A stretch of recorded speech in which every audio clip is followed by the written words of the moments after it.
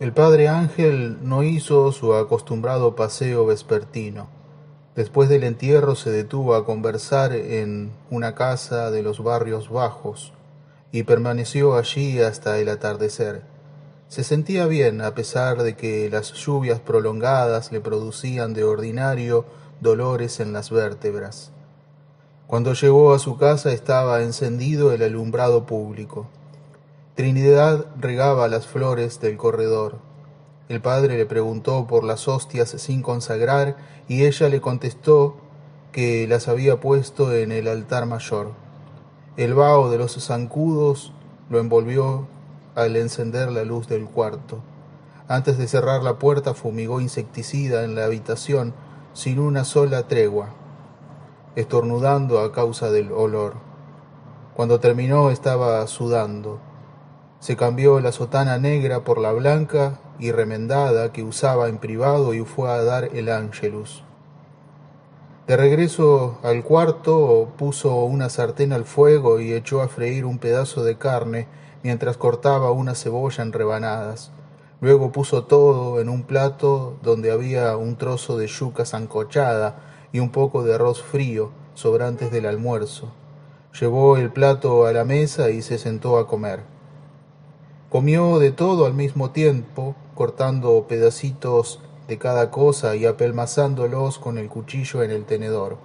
Masticaba concienzudamente, triturando con sus muelas taponadas de plata hasta el último grano, pero con los labios apretados.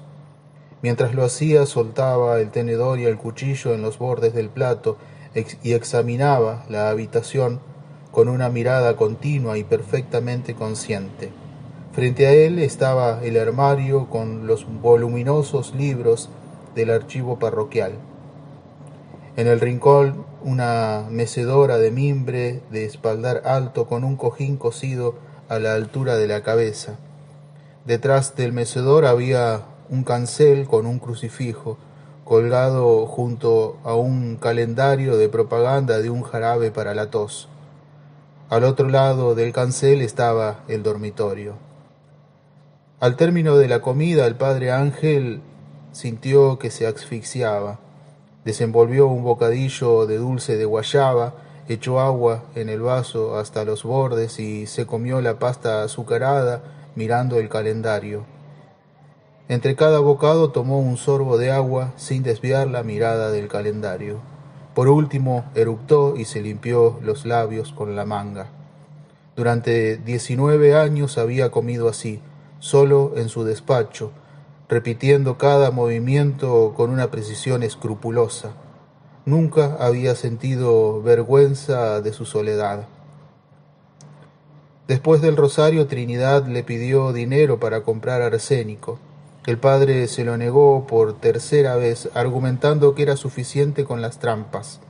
Trinidad insistió: es que los ratones más chiquitos se llevan el queso y no caen en las trampas, por eso es mejor envenenar el queso. El padre admitió que Trinidad tenía razón, pero antes de que pudiera expresarlo, irrumpió en la quietud de la iglesia el ruidoso altoparlante del salón de cine en la acera de enfrente. Primero fue un ronquido sordo, después la raspadura de la aguja en el disco y enseguida un mambo que se inició con una trompeta estridente. ¿Hay función?, preguntó el padre. Trinidad dijo que sí. ¿Sabés qué dan? Tarzán y la diosa verde, dijo Trinidad, la misma que no pudieron terminar el domingo por la lluvia. Buena para todos. El padre Ángel fue a la base de la torre y dio 12 toques espaciados. Trinidad estaba ofuscada. Se equivocó, padre, dijo agitando las manos y con un brillo de conmoción en los ojos. Es una película buena para todos. Recuerde que el domingo no le dio ningún toque. Pero es una falta de consideración con el pueblo, dijo el padre, secándose el sudor del cuello y repitiendo jadeante: es una falta de consideración. Trinidad comprendió. Hay que haber visto ese entierro, dijo el padre. Todos los hombres se peleaban por llevar la caja. Luego despidió a la muchacha, cerró la puerta sobre la plaza desierta y apagó las luces del templo. En el corredor de vuelta al dormitorio se dio una palmadita en la frente al recordar que había olvidado darle a Trinidad el dinero para el arsénico, pero había vuelto a olvidarlo antes de llegar a la habitación.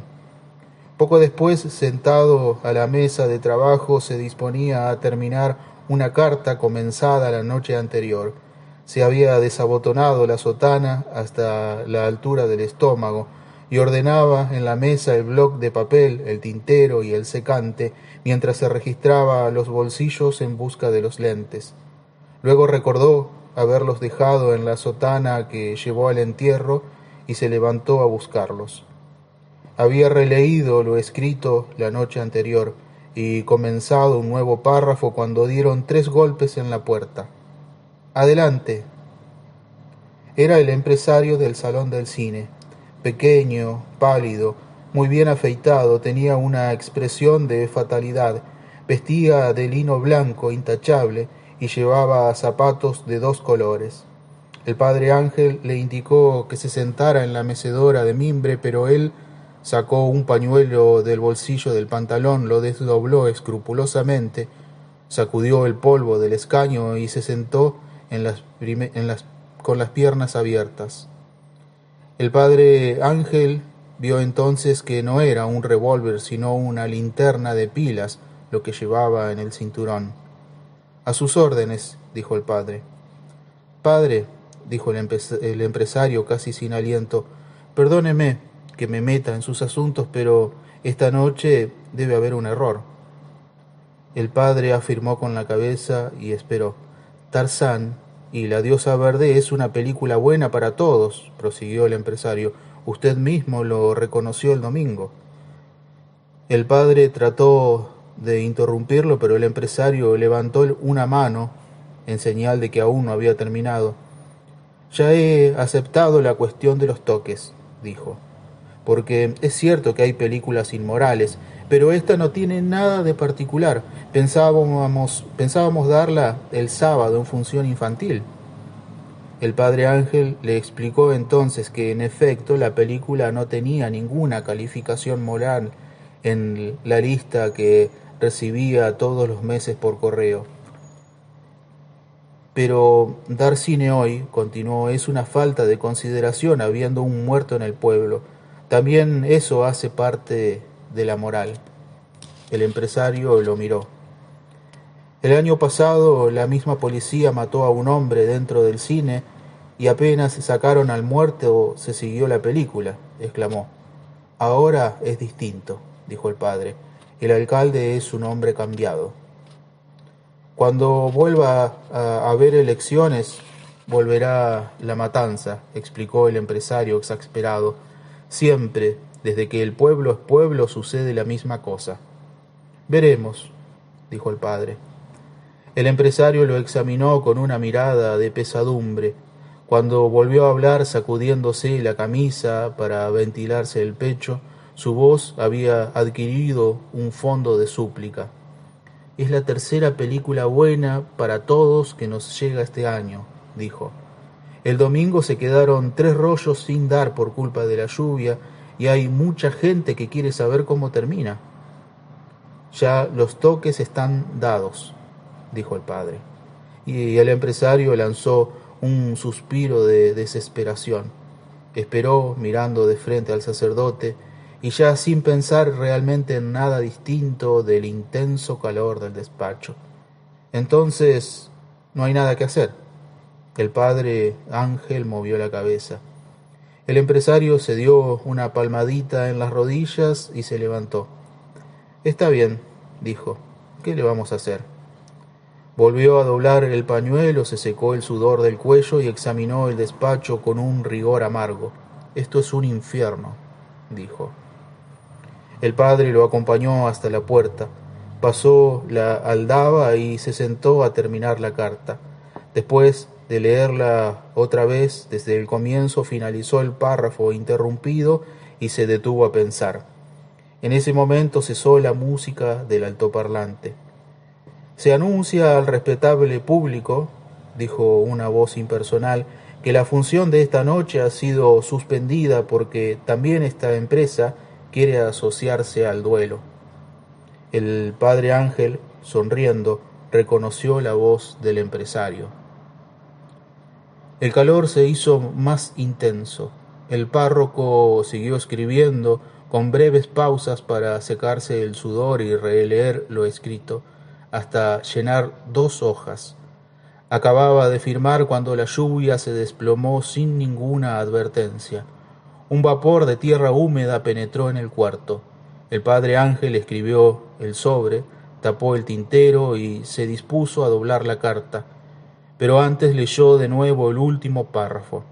Entonces volvió a destapar el tintero y escribió una postdata. Está lloviendo otra vez. Con este invierno y las cosas que arriba le cuento, creo que nos esperan días amargos.